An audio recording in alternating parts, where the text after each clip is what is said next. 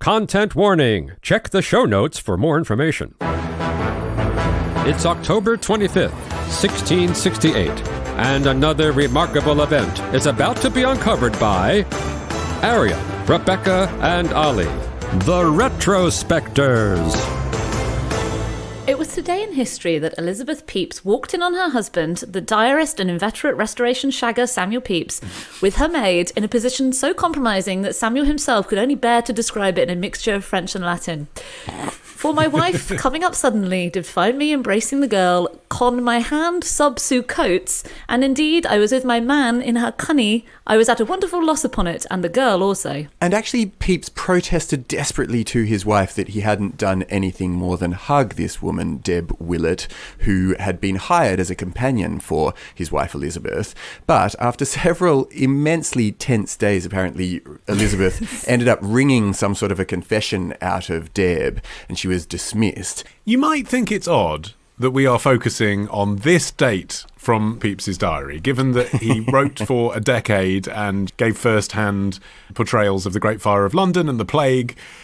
But actually, this date, where he was sprung by his wife, is indicative, I think, of why he was a great diarist, as well as why he was kind of a terrible man.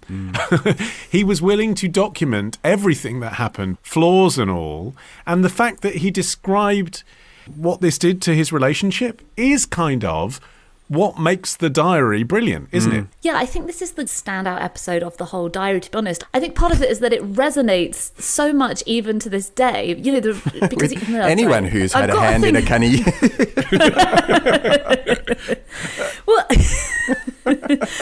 350 years later, when we're reading the accounts of the Great Fire of London and the Plague, we're looking at them as historical documents, but he painstakingly describes everything that happens in the fallout of this unfortunate clinch. And it really is so human. Straight away, his reaction is to say nothing, because as he says, he's not sure how much she saw. Knows. So he doesn't want to say anything. Play it safe. And then they sort of awkwardly go to bed and don't talk about it. And then he writes, about 2 a.m, talking about Elizabeth, waked me and cried and fell to tell me as a great secret that she was a Roman Catholic and had received the Holy Sacrament, which troubled me, but I took no notice of it. But she went on from one thing to another till at last it appeared plainly her trouble was at what she saw. So I think even now you think that's such a human reaction. She's sort of rabbiting on because she's anxious because she knows what she saw, but he's not saying anything. Like, you're getting a real insight into their marriage at this really painful moment. And apparently she kept waking him for a full 3 weeks. She refused to wash herself. You know, this is a woman in great anguish. And then she also apparently taunted Pepys with accounts of how she'd been pursued by Pepys's benefactor, Lord Sandwich. So she went through all of the different kinds of reactions to that grief-inflicting moment of finding your partner cheating on you. And he, to his credit, wrote it down. Well, you're totally torn reading it, aren't you? Because you're like, you've done a bad thing, Samuel, but you're on his side because he's the sort of omniscient narrator of his whole life. What she did in the end, Elizabeth, is she asked Pepys, demanded really, that he wrote a letter to Deb, whom she'd fired, calling her a whore. And Pepys obliged, but then got his clerk to remove the section containing the word whore before it was delivered and secretly continued the relationship. So it just said, "Dear Deb, love you." I mean, you read all of this happening on a daily basis whilst he's talking about what's happening in court and who the king's talking to and who he spotted in the park. So it really unfolds in front of you. Especially these grueling couple of weeks between Elizabeth walking in on them and Deborah finally being fired. We've got these excruciating long days where Elizabeth is watching Samuel Pepys, making sure that he's not looking at her. He's not allowed to go into rooms where she is. And then his wife starts dressing him herself rather than letting any servants do it. And then at night time, they're having these really prolonged rows. Pepys is describing them both being in tears half the time. And then when he finally does dismiss Deb, he starts following her around, sending people to go and look for her. And then Elizabeth finds out about this too, and this is when she threatens to leave Samuel and she threatens to slit Deb's nose. Yeah, and she turns up with some tongs at one point. He's in bed, she pulls back the curtain and she's got red hot tongs in her hand. She's like, "Samuel, I know what I saw." Yeah, very psycho shower scene. And then they come to this really awkward arrangement. And I think this is interesting because I think we have a tendency to imagine that in those days men just did whatever they wanted and women just had to silently put up with it because they were so oppressed. But they come to this really odd arrangement that you can totally see someone on Reddit posting, is this a weird thing to do in a relationship? Where she basically makes him promise that he will take their friend Will Hewer everywhere with him if she can't accompany him. Because she said, for she do plainly declare that she dares not trust me out alone, and therefore made it a piece of our league that I should always take somebody with me or her herself. But to be fair, this wasn't the first time, and she must have known that too. I mean, he is not someone that you are safe with. If you're a tavern girl or a shop girl, if you're in a carriage with him, if you're in a corridor with him, if you're in an alleyway with him, as long as you're of a lower class, he never tried his luck on with a member of the court class. Although, side note, he did actually once kiss a queen in a way. So on his birthday in 1669, he took his wife and his servants to Westminster Abbey to show them the tombs and the open coffin of Catherine de Valois, the Queen to Henry V. And Pepys was able to view the mummified remains. And Queen Catherine's... Mummified? Yeah. I don't like where this is going. No. Okay, so Catherine's body had actually been languishing there since the time of Henry VII, when the Lady Chapel, where she was buried, was demolished. And Pepys tells us, I did kiss her mouth, reflecting upon it that I did kiss the Queen, and that this was my birthday, 36 years old, and I did first kiss a Queen. So he sort of made it with royalty in a sense.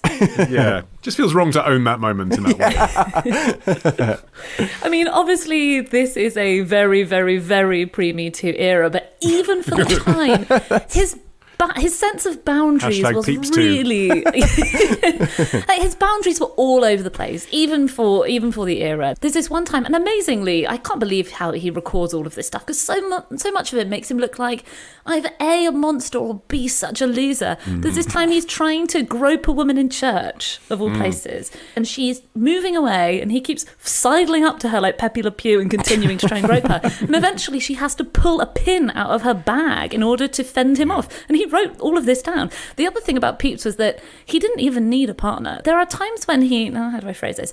He is able to climax alone without doing anything, just through the pure power of imagination. On one occasion, on a particularly rocky boat, and then another one, fantasizing in church. Church seemed to be where he got really horny, whether it was for mummified queens or sexual fantasies. Wow. A word about his relationship with Elizabeth, though. They had married for love, at a time when Pepys would have been expected as a member of his class to have a match that came with a dowry. They stuck together relatively happily despite having had no children, and that's something that they both obviously wanted. They had a room in their house that they called the nursery, but it never had children in it, probably as a result to an operation that he'd had to remove his kidney stones. She wrote him a letter saying at one point that she was unhappy in their marriage, and he was so upset that he destroyed it in front of her without reading it. He couldn't bear the fact that she'd articulated that in words. So, I mean, they certainly had a tempestuous relationship, you could call it. I mean, it's hard to put our standards on it. But they also clearly loved each other and continued to love each other. That's why it mattered when she caught him in this situation. I mean, the other woman in this incident, Deb, eventually does drop out of the diaries, but there's been quite a lot of work done to discover what her future held after she disappeared from Pepys's record. And an academic called Dr. Loveman discovered that just 8 months after Pepys's last entry about Debs, she apparently married a young clergyman called Jeremiah Wells. The pair of them lived in lodgings in Angel Alley in Whitechapel, and it's just over a 10-minute walk from Pepys's home in Seething Lane, and it looks entirely likely that some sort of relationship continued between Pepys and Deb, because at one point Deb shows up asking for assistance for her husband, Wells, to get a job as a Navy official, and Pepys did actually help him. Although Elizabeth was dead, though, by that point. Elizabeth died aged 29 from a fever. Yeah, and he actually mentions Deb in the final lines of the diary, because the reason he stopped writing it, he was still relatively young, the reason he stopped writing it was because of his eyesight, which was failing, and he reflected that if he wanted to continue a diary, he would have to have somebody to transcribe it for him, which meant that he obviously couldn't write about the same explicit topics he'd written by himself, but he notes that allowing a servant to transcribe his diary no longer posed any risk of scandal. Now my amours to Deb are past. And so she still was playing on his mind. And I think that is what made it, the diary is littered with him groping and shagging all around town. But it was his infatuation with Deborah, I think, that caused Elizabeth to be so upset. He was a great destroyer of his own papers in his lifetime. He burned a romance that he wrote whilst he was a student at Cambridge. So, in other words, what he left behind was done very deliberately. You kind of wonder what had to go into the fire if one of the things that didn't go into the fire was the erotic bit about him sticking his hand up someone's bits. Tomorrow. We're going to gun you with our guns for carrying guns, gunslingers. Ditch the ads and get a Sunday episode when you join Club Retrospectors.